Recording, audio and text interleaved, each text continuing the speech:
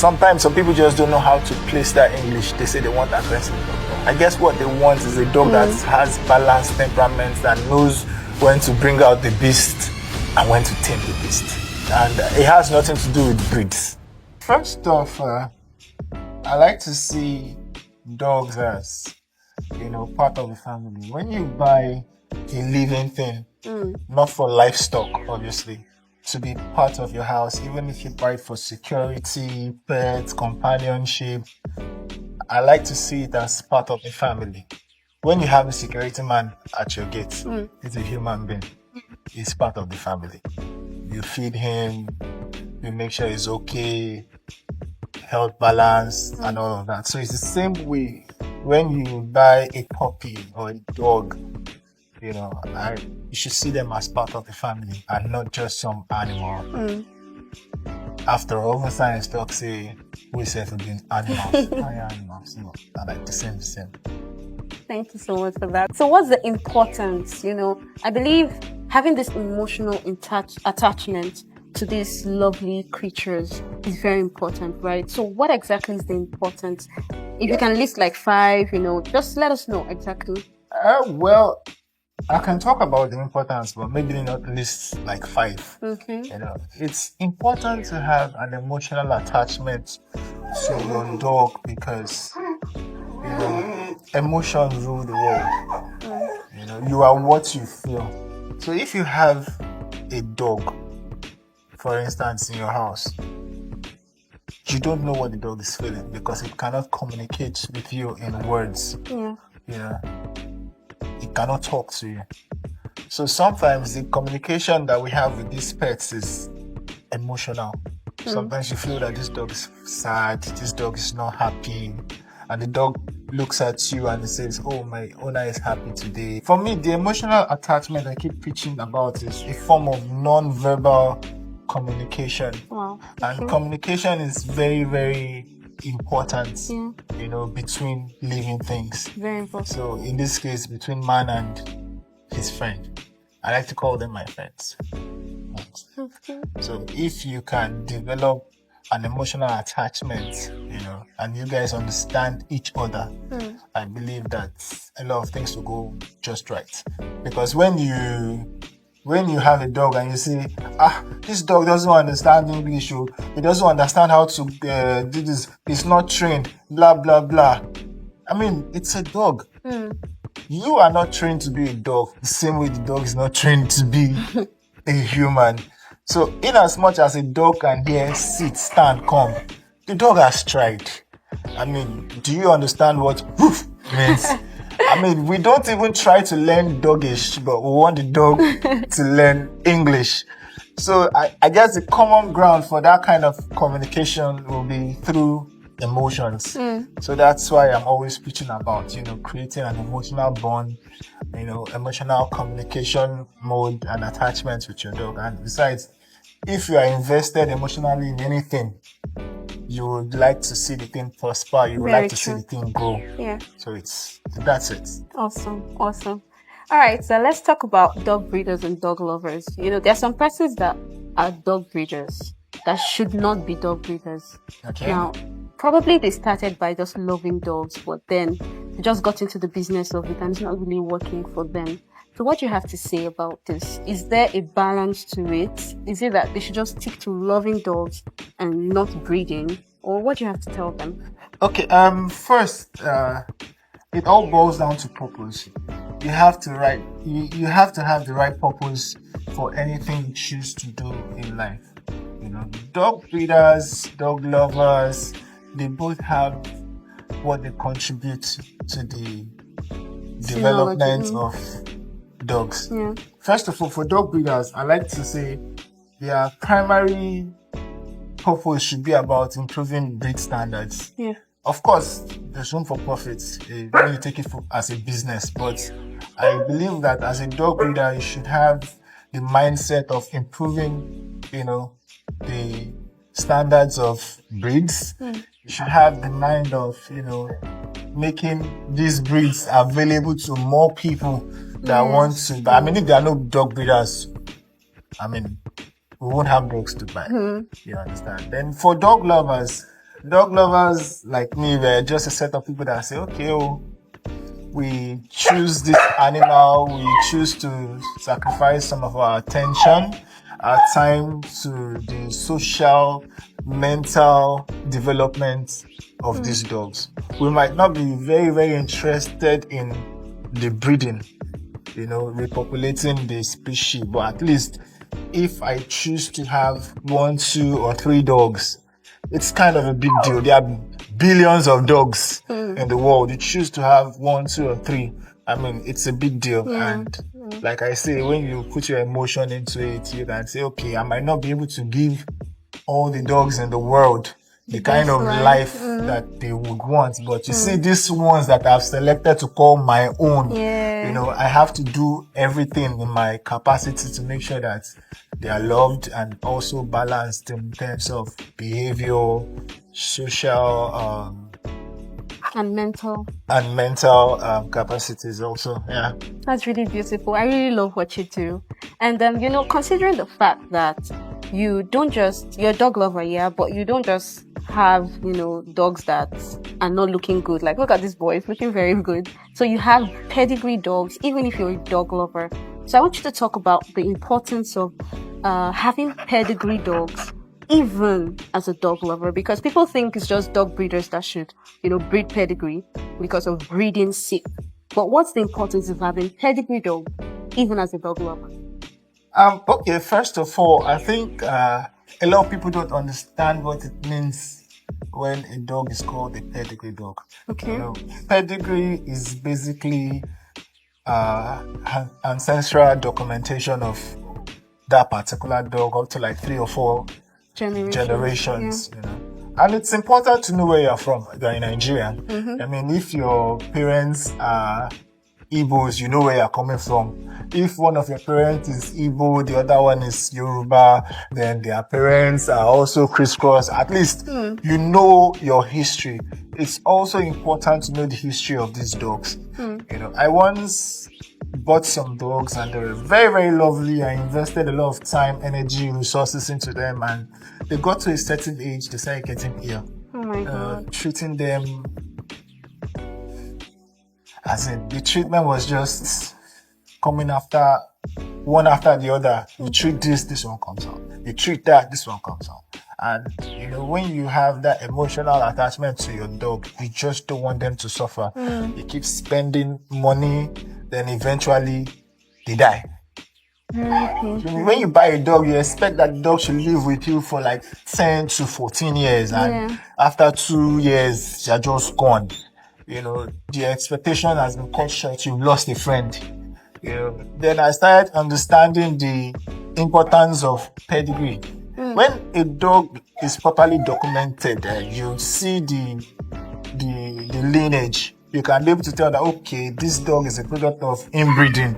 Then you know the dangers of puppies that come out of inbreeding. Oh, this dog in their lineage, they have kennel cough. They are prone to kennel cough. Or these ones are prone to kidney issues. These ones have hip problems and all that. So when you want to buy a dog, you know what you are buying. You want to buy a balanced dog. You study the pedigree from responsible breeders, that is, and you are sure that, okay, this dog I'm going to buy is going to last for a very long time, except for carelessness. You understand? And if you are going to buy a dog that has some illness or ailments in their lineage, you would also know. Yes. Like, I can decide to buy a dog that is from a lineage that has some health problem, maybe because I just really want the dog and I just decide that, okay, I want to make sure that this dog has the best life, even if it's going to be short. I want to dedicate my time to making sure that this dog is properly taken care of and all of that. But then I should have the right to know what I'm getting into. So without those pedigree information, you wouldn't know. You would just be buying dogs, and when you now say you want to breed, you don't know if you're going to be breeding a brother to a sister, a dog with a worse condition to a dog with a serious other worse condition. First of all, there's no perfect dog. But when you want to pair dog, I mean, pair dogs, you should know what you are doing. You should okay, this has this problem, this doesn't have. I want to pair it with this one because This one I'm I want to hoping that achieve. this will be eliminated in the course of breeding, not just breeding nonsense. I mean, breeding should be responsible. Yeah. And even as a dog lover, you should know what you're buying so that when you start facing challenges, you know where they're coming from and you're not just disappointed. So that's it for me. That's great. That's great. Big boy. So, Don't still- kissing. No, not kissing. Still talking about emotional attachment. You know, there are some dogs that turn on their owners. Yeah. Yeah, and I believe that their owners, there's something that their owners did for that to happen. So, Yeah. what do you think are some mistakes that might have happened, and how can it be fixed? Okay, first of all, like this dog now. I mean, if this dog was to turn on you, it would be a serious issue. Very serious.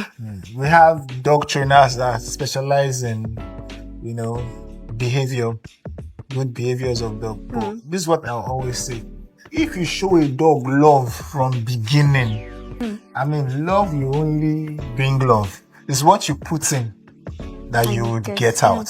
You can't show a dog love and in return it will be violent. It could get jealous, but even as a puppy, you can let them understand that, come, we love you, you love us, don't do this, don't do that. And you just train the dog in the proper way. And like they say, train a child in the way it should go. And when it grows, it will not depart from it. It's the same thing with dogs. Like I said, they're like children.